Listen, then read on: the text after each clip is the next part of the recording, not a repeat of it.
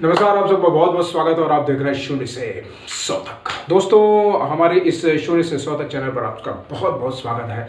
हमारी दो सीरीज चल रही हैं। एक सीरीज का नाम है भारतीय सिनेमा के गीत संगीत का इतिहास और दूसरी सीरीज है विक्रम बेताल की कहानियाँ। विक्रम बेताल की कुल 24 कहानियाँ हैं और हम आपको इस शून्य से 100 तक चैनल पर हर एपिसोड में बताने की कोशिश करेंगे उनकी 24 कहानियों के बारे में। तो आज हम जिन दो कहानियों के बारे में चर्चा करेंगे वो कहानियाँ बहुत ही कमाल की हैं। और वैसे विक्रम बेताल की सारी कहानियाँ बहुत कमाल की हैं और यकीन माने कि हर कहानी जब आप सुनेंगे, देखेंगे, समझेंगे तो आपकी जीवन की परेशानियाँ, बहुत सारी परेशानियाँ, दुख तकलीफ स्वतः ही ख़त्म हो जाएंगे। तो चलिए बिना किसी देर की चर्चा की शुरुआत करते हैं और पहली कहानी हम बताएंगे जिसका नाम है पति कौन। उसके बाद हम दूसरी कहानी इस एपिसोड में लेंगे।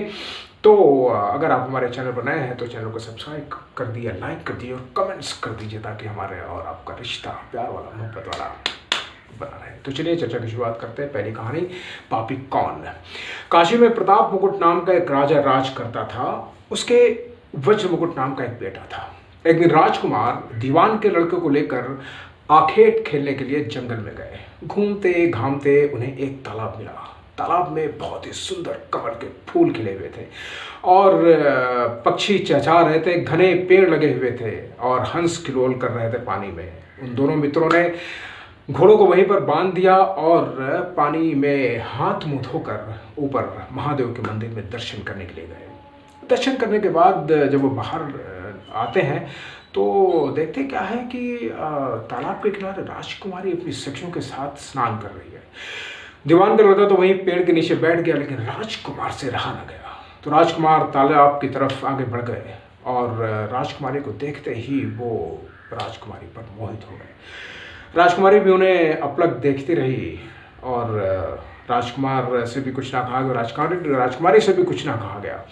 राजकुमारी ने अपने बालों से कमल का फूल निकाला, अपने कान में लगाया, फिर उसे दांतों से कुतरा और फिर उसे पैरों के नीचे दबाया और बाद में उसे सीने से लगाकर अपनी सखियों के साथ वो चली गई। राजकुमार बहुत बेचैन हो गया।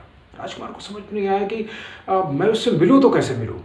वो परेशानी की हालत में अपने मित्र के पास आया और कहता, मित्र, मुझे राजकुमारी पसंद आ गई है, लेकिन ना मैं उसका नाम जानता हूँ, ना ठिकाना जानता हूँ, मैं इससे कैसे मिलूँगा। तो दीवान के लड़के ने कहा, राजकुमार आप चिंता ना करें, वो सब कुछ बता गई है। राजकुमार ने कहा, कैसे।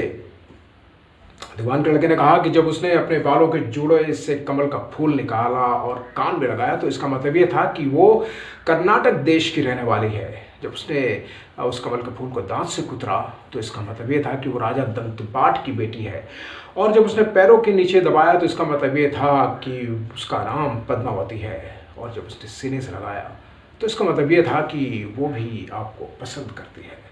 राजकुमार तो हर्षोल्लास से झूम उठा और कहा कि मित्र, मुझे कर्नाटक देश की तरफ ले चलो, मैं उसे मिलना चाहता हूँ। दीवान लड़के ने कहा कि राजकुमार शांत हो जाइए, हम आज ही निकलते हैं कर्नाटक देश की तरफ। कई दिन बीत गए, उसके बाद जाके वो कर्नाटक देश में पहुंचते हैं और जब किसी महल के पास पहुंचते हैं तो देखते हैं कि एक दरवाजे पर एक वृद्धा स्त्री सूत काट रही है।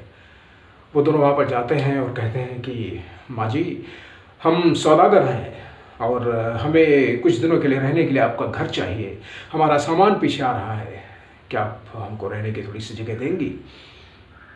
वृद्धा स्त्री ने उन दोनों की तरफ देखा और कहा, बेटा, ये तो तुम्हारा ही घर है, जब तक चाहे तुम रह सकते हो।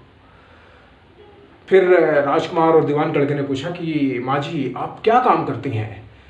तो वृद्धा स्त्री ने कहा कि बेटा, मेरा एक बेटा है जो राजा की चाकरी में है। मैं पहले महल में जाती थी, राजकुमारी की धाय थी, लेकिन अब बूढ़ी हो गई हूँ, तो राजा जो कुछ भी खाने को दे देता है उसी से मेरा जीवन यापन हो जाता है। ये सुनकर राजकुमार अंदर ही अंदर प्रसन्नता से फूल उठा और उसने कहा कि माँ जी, जब आप दूसरे दिन महल में जाएंगी तो मेरा एक संदेशा है, वो राजकुमारी को दे दीजिएगा। वृद्धा ने कहा कि ठीक है बेटा। जब वृद्धा दूसरे दिन राजमहल में जाती हैं और राजकुमारी का संदेशा राजकुमार का देती हैं तो राजकुमारी कुछ कहती नहीं है, लेकिन दोनों हाथों को श्वेत चंदन में सने हुए गाल पे इतने जोर से तमाचा मारती और कहती, भाग जा यहाँ से, तुम्हारा दिखाई मत देना। वृद्धा को कुछ समझ में नहीं आता। वो चुपचाप वापस आती है और राजकुमार को बता देती है। और राजकुमारी को वृद्धा ये भी कहती है कि जेठ सुदी पंचमी के दिन जो लड़का तुम्हें तालाब पर मिला था वो तुमसे मिलने के लिए आया है। खैर जब राजकुमार को वो बात बताती है तो राजकुमार बहुत परेशान हो जाता है और राजकुमार अपने मित्र से कहता है, तो उसके मित्र ने कहा कि राजकुमार, उसने ये कहा कि वो 10 दिन के बाद तुमसे मुलाकात करेगी। खैर 10 दिन के बाद वृद्धा स्त्री फिर वापस महल में जाती है और राजकुमारी को राजकुमार का संदेशा देती है। इस बार राजकुमारी कुछ कहती नहीं, लेकिन हल्दी में 3 उंगली सने हुए हाथों से उसके गाल पर मारती है और कहती है, चली जाओ यहाँ से, मुझे किसी का संदेशा नहीं चाहिए। वृद्धा स्त्री वापस आ जाती है और राजकुमार को बताती है। राजकुमार को लगता है क्या हो रहा है। वृद्धा स्त्री को भी लगता है कि राजकुमारी ऐसा क्यों कर रही है। लेकिन दीवान के लड़के ने राजकुमार को कहा कि राजकुमार, उसने ये कहा कि अभी मैं शारीरिक रूप से स्वस्थ नहीं हूँ, लिहाजा हम 3 दिनों के बाद चांदनी रात में तुमसे मुलाकात करेंगे। और जब 3 दिनों के बाद वृद्धा वापस जाती है, संदेशा देती है राजकुमार का, तो इस बार राजकुमारी उसको मारती नहीं और कहते हैं कि पश्चिम दिशा की खिड़की से भाग जाओ यहाँ से और तुम्हारा मत आना है, नहीं तो तुम्हारे टांगें तोड़ दूंगी। वृद्धा वहां से चली आती है और राजकुमार को बताती है। अब तो राजकुमार का पारा तो जैसे आसमान में चढ़ गया और वो कहता, मित्र अब तो मुझसे रहा नहीं जाता कि क्या करना चाहिए। दीवान लड़के ने कहा, मित्र वो समय आ गया है कि जब तुम्हें वहां पर उसने बुलाया है और आज ही रात को तुम्हें वहां पे जाना चाहिए। समय आने पर राजकुमार ने वृद्धा के कपड़े पहने और सज धज कर और बहुत सारे इत्र और सुगंधित द्रव्य लगाकर वो राजकुमारी के महल में जाता है। और जैसे खिड़की से राजकुमारी के कमरे में जाता है तो वहाँ का दृश्य देखकर वह हक्का-बक्का रह जाता है। इतनी खूबसूरत वस्तुएं, तरह तरह के पकवान, तरह तरह की वस्तुएं, हीरे जवाहरात सब इकट्ठे थे। राजकुमार की तो जैसे आंखें चौंधी आ जाती हैं। राजकुमारी राजकुमार को लेती है और अपने कमरे में अंदर लेके जाती है। इसी तरह कई दिन बीत गए। जैसे दिन होता तो राजकुमारी राजकुमार को अंदर छुपा देती और रात होते ही उसे बाहर निकाल लेती है। इस तरह कई दिन बीत गए और कई दिन बीतने के बाद राजकुमार को अपने मित्र की बहुत याद आती है और वो सोच में डूब जाता है। राजकुमारी ने उसे देखा तो पूछा कि क्यों सोच में डूबे हो, क्या हो गया है। राजकुमार ने कहा कि मुझे अपने मित्र की बहुत याद आ रही है। आज कई दिन हो गए, न जाने वो कहाँ है, किस हाल में है, कैसा है, मुझे उससे मिलने की बड़ी इच्छा हो रही है। राजकुमारी ने कहा कि तुम चिंता मत करो, मैं तुम्हें सुंदर सुंदर पकवान बनाती हूँ और ये भोजन लेकर के जाओ और अपने मित्र को खिलाकर उसे यहाँ पर वापस लौट आना। राजकुमार भोजन लेकर के वहाँ से जाता है और अपने मित्र के पास जाकर कहता है कि मित्र कैसे हो। वो गले मिलते एक दूसरे से बहुत खुश होते हैं और काफ़ी देर तक बात करते हैं। और राजकुमार ने कहा कि मित्र, मैंने सारी बातें उसको बता दी है कि तुम आज जो मुझे मिली हो मेरे मित्र की वजह से मिली हो। मेरा मित्र बहुत ही चालाक और बहुत ही जो है वो दिमाग वाला आदमी है, अगर वो नहीं होता तो तुम मुझे नहीं मिल पाती। दीवान लड़का थोड़ा सोच में पड़ गया और कहने लगा, मित्र ये तुमने अच्छा नहीं किया, क्योंकि वो जानती है कि जब तक मैं हूं तब तक वो तुम्हें अपने वश में नहीं कर सकती। देखो उसने भोजन में विष मिला के भेजा है और दीवान के लड़के ने उस भोजन में से एक लड्डू निकाल करके कुत्ते के सामने फेंक देता है।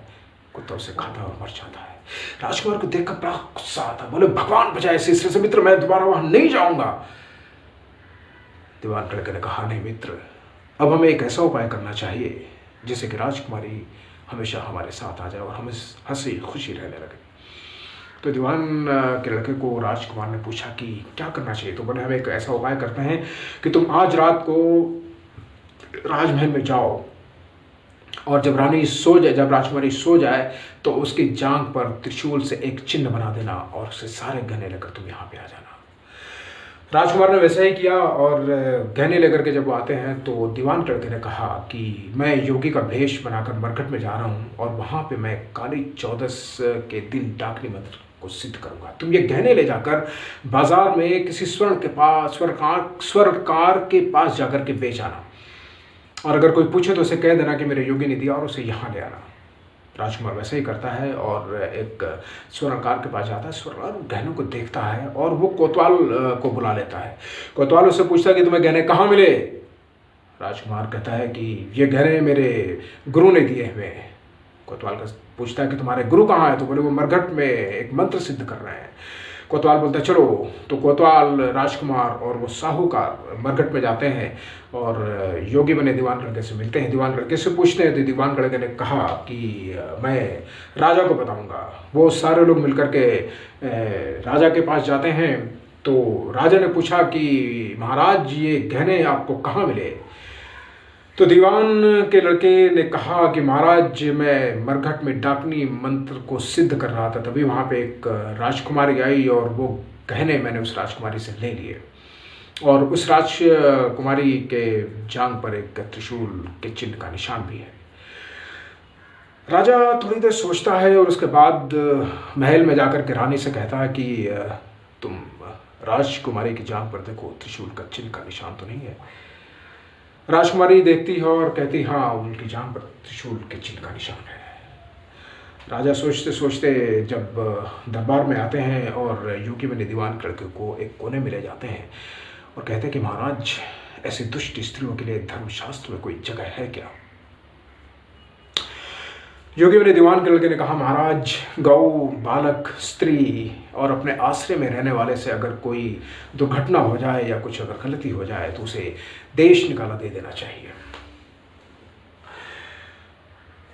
राजा अंदर जाते हैं और रानी से कहते हैं कि राजकुमारी को तैयार करो और वो बग्घी तैयार करने को कहते हैं और बग्घी से तैयार करके राजकुमारी पद्मावती को बिठाकर वो जंगल में छुड़वा देते हैं।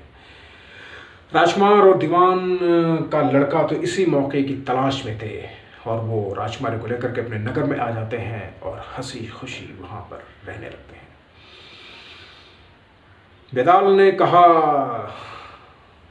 बेताल ने सवाल पूछा विक्रम से कि विक्रम बताओ पापी कौन है? विक्रम ने कहा पापी तो राजा निकला। बेताल ने कहा वो कैसे?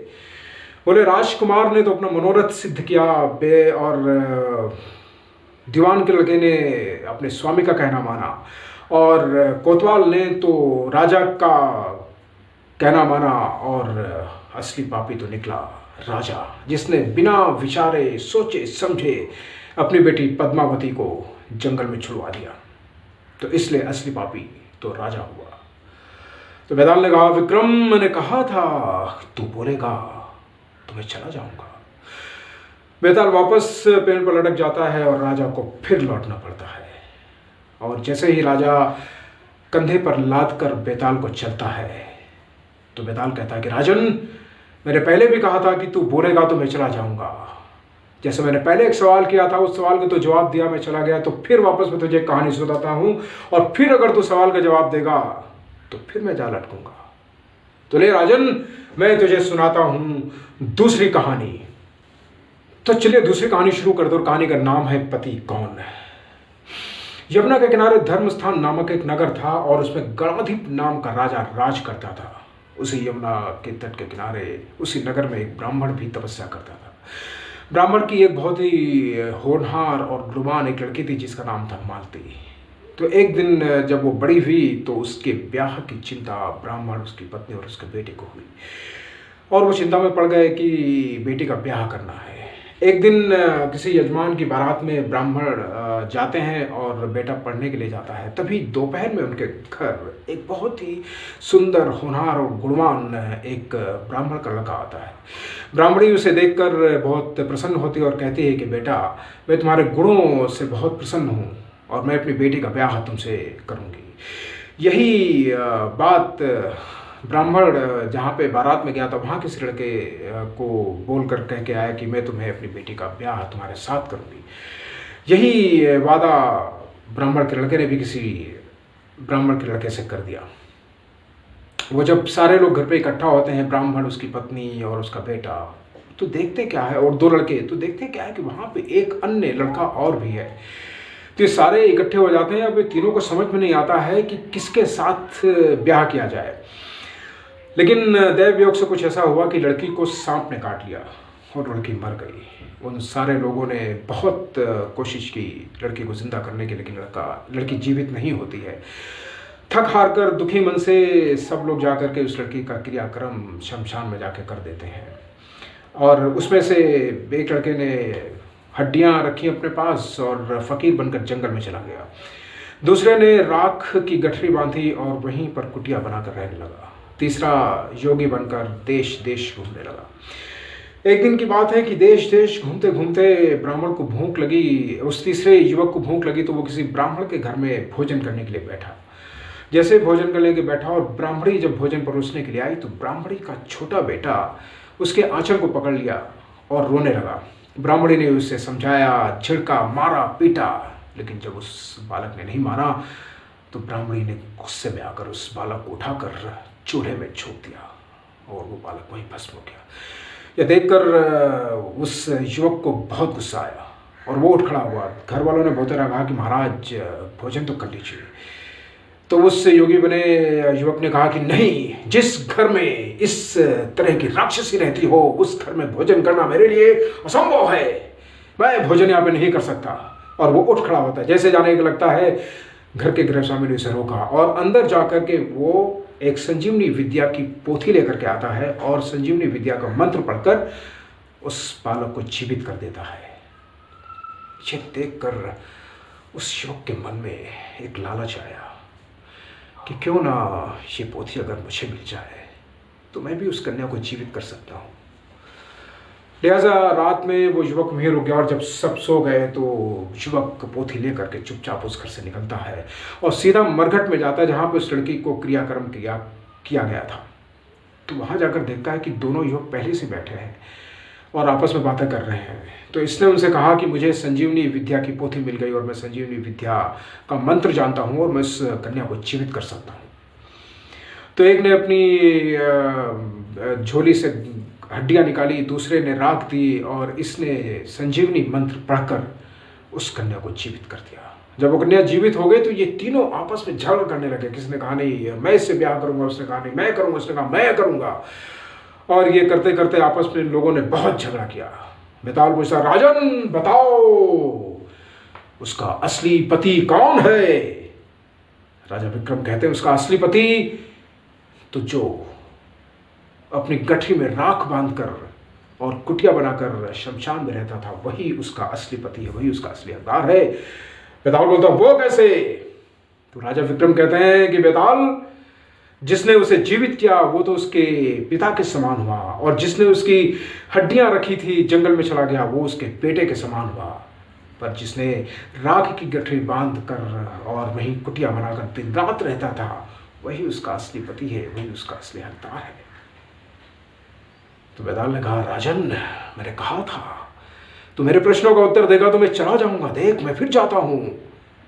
बेताल फिर वापस लटक जाता पेड़ पे, राजा को फिर लौटना पड़ता है और यही सिलसिला 24 कहानियों तक चलता रहता है। तो आशा करते हैं कि आपको कहानी पसंद आई होगी, लेकिन इन दोनों कहानियों से सीख क्या मिली और इन दोनों कहानियों का निष्कर्ष क्या है? तो पहली कहानी का निष्कर्ष ये था कि बिना सोचे समझे, बिना विचारे कोई भी फैसला नहीं करना चाहिए, नहीं तो उसी तरह पाप के हकदार होंगे जैसे राजा ने बिना सोचे विचारे और समझे अपनी बेटी परबामती को जंगल में भेज दिया, उसे देश निकाला दे दिया था।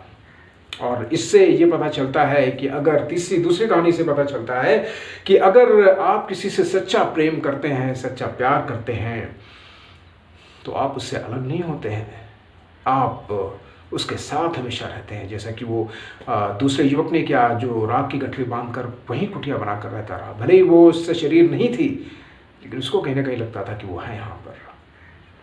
तो अगर आप भी जीवन में बहुत सारी तकलीफ़ों को दूर करना चाहते हैं और जीवन में हंसी खुशी पाना चाहते हैं तो यकीन मानिए ये कहानियाँ आपको बहुत कुछ सिखा देती हैं और बहुत तकलीफ़ों से बाहर निकाल देती हैं। तो आशा करते हैं ये कहानी आपको बहुत पसंद नहीं होगी। और चलते चलते आप सब बहुत बहुत धन्यवाद। आप सब हमारे चैनल को बहुत प्यार दे रहे हैं, बहुत सपोर्ट कर रहे हैं, इसके लिए अनेक धन्यवाद। नमस्कार। और बने रहिए हमारे चैनल के साथ, और हम आने वाले एपिसोड्स में विक्रम बेताल की कहानियों को समेटने का प्रयास करेंगे। बहुत बहुत धन्यवाद। नमस्कार।